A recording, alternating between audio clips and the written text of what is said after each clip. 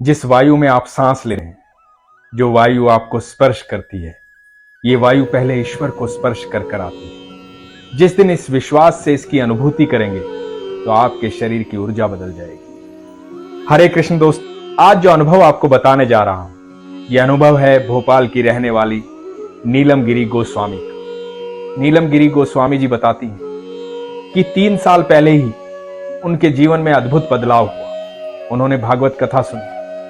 भागवत कथा सुनने के बाद उनके जीवन में इतनी कृपा बरसी कि वो कृष्ण की अनन्य भक्त हो गए। वो बताती हैं कि उससे पहले वो कभी भोग नहीं लगाती थी, कभी भोजन नहीं खिलाती थी, लेकिन उसके बाद वो ठाकुर जी को भोग लगाती है। घर में कुछ भी बनता है तो उसका भोग ठाकुर जी को लगता है। एक दिन हुआ यूं कि बच्चों को बहुत भूख लगी थी, तो नीलम ने बच्चों को भोजन दे दिया। अपना और पति का भोजन बाद के लिए रख लिया।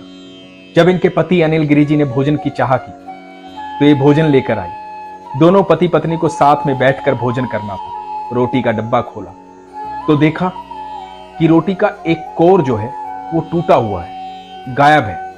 ये हैरान रह गई कि रोटी कहां गई, किसने तोड़ा ये कोर। रसोई में कोई आता जाता नहीं है। सहसा इनको याद आया कि आज ठाकुर जी को भोग नहीं लगाया।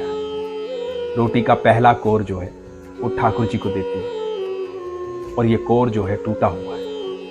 ये हैरान हो गई, बहुत परेशान हो गई। भागकर ठाकुर जी के पास गई, ठाकुर जी से माफी मांगी, ठाकुर जी को भोग लगाया। नीलम बताती है कि मेरे जीवन में इतने बदलाव हुए, कृष्ण से मुझे प्यार हो गया। नीलम का जन्मदिन आने वाला था, 18 जुलाई। नीलम की चाह थी कि पहले इस्कॉन जाऊंगी, भगवान के दर्शन करूंगी, ठाकुर जी के सामने जाकर के अपना जन्मदिन मनाऊंगी, ठाकुर जी से आशीर्वाद मांगूंगी। लेकिन इनके पति आए। उन्होंने कहा, नीलम तैयार हो जाओ, नलखेड़ा चलना है बंगलामुखी माता के दर्शन करने के लिए। नीलम ने कहा कि मुझे इस्कॉन जाना है, मुझे ठाकुर जी के दर्शन करने हैं। तो पति ने कहा कि कोई बात नहीं, वहां से आते वक्त इस्कॉन चलेंगे, ठाकुर जी के दर्शन करेंगे। नीलम बताती है कि यहां से 200 किलोमीटर दूर नलखेड़ा माता का मंदिर है। हम वहां चले गए। रास्ते भर में सोचती रही कि मुझे जन्मदिन ठाकुर जी के साथ मनाना था, मुझे ठाकुर जी के पास जाना था, मुझे मेरे कृष्ण को देखना था, मेरे मोर पंखधारी को देखना था, मेरे कृष्ण को देखना था, मुझे वहां जाना था, मुझे जन्मदिन उनके साथ मनाना था। मानसिक रूप से नीलम ठाकुर जी के पास थी। मन में ठाकुर जी चल रहे थे, बार बार ठाकुर जी का नाम ले रही थी, जाप मन में चल रहा था। नलखेड़ा पहुंची माता के मंदिर में। वहां क्या देखती है कि उज्जैन से एक सेठ आए हैं। बड़े से लड्डू गोपाल, बड़े से कन्हैया उनके सर पर है। नीलम देखती रही। मन में विचार आया कि मैं ठाकुर जी के पास नहीं जा पाई, लेकिन ठाकुर जी मेरे पास आ गए। उज्जैन के सेठ जो है सर पर अपने बाके बिहारी को, अपने लल्ला को, ठाकुर को, लड्डू गोपाल को रखकर सर पर आ रहे हैं। नीलम भाव विभोर हो गई।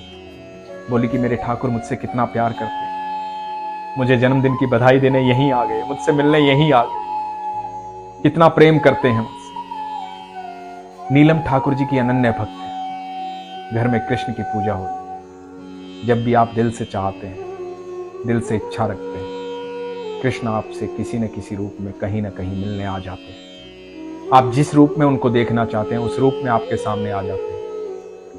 भगवान कहते हैं, तुम दिल से पुकारो, मैं दोनों बाहें फैलाकर खड़ा हुआ हूं, मैं तुम्हें तुमसे अधिक प्रेम करता हूं। तुम मुझे पुकारो तो सही, मैं तुम्हें कभी गिरने नहीं दूंगा, कभी हारने नहीं दूंगा। तुम मेरे हो, मुझे जब भी दिल से याद करोगे मैं तुम्हारे सामने खड़ा होऊंगा, क्योंकि मैं तुमसे इतना प्यार करता हूं, इतना प्यार करता हूं जितना तुम सोच भी नहीं सकते। सारी सृष्टि मेरी बनाई हुई है, सारी सृष्टि मेरी रचना है और मैं अपनी रचना से बहुत प्यार करता हूँ, क्योंकि मैंने तुम्हें दिल से बनाया है, मैंने तुम्हें अपने जैसा बनाया है। मैं तुम में मुझको देखता हूँ, इसलिए तुम मुझ में खुद को देखो। तुम मेरे अंदर हो और मैं तुम्हारे अंदर हूँ। इसलिए दोस्तों, हमेशा विश्वास को मजबूत रखो। अपना ख्याल रखो।